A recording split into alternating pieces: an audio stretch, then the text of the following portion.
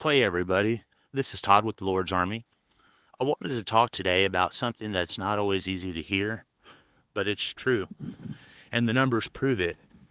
Here in Missouri, we've got more than 13,000 kids in foster care, costing the state over $71 million every single year, just for foster home payments. And research from Good Dad shows why. When there's no father in the home, kids are far more likely to struggle.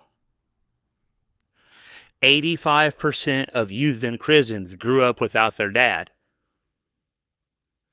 75% of teenagers in substance abuse treatment come from fatherless homes.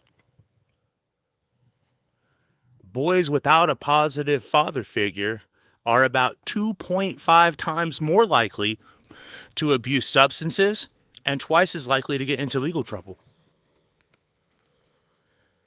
71% of high school dropouts come from fatherless homes.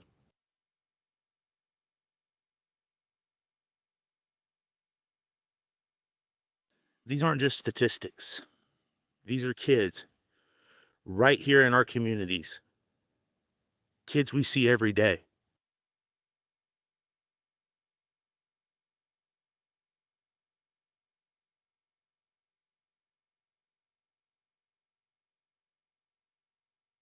Here's what nobody talks about. When you look at children raised by single fathers or in homes where the dad is present, the outcomes are dramatically better. Kids are more stable, more likely to graduate, less likely to end up in the system. So why do we keep ignoring dads?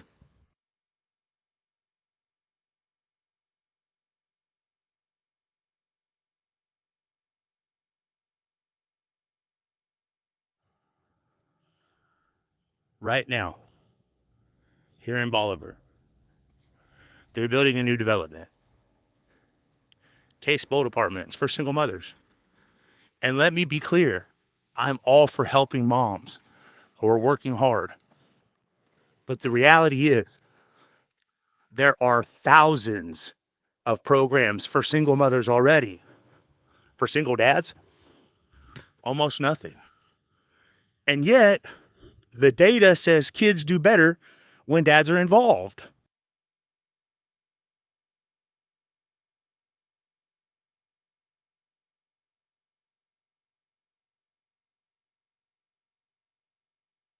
You know, it's human nature to believe the first person to get there and tell you a story. And for a long time, the story we've heard is the single mother's story. And listen, that story is real and it matters. But there are two sides to every story. And we've got to start listening to the father's side too.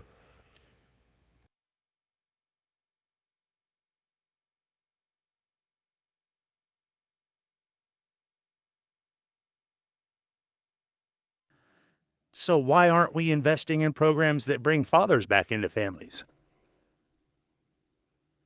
Why aren't we supporting the single dads who are out there fighting to raise their kids? I'll tell you what I believe. Because when kids grow up without dads, the system keeps feeding itself.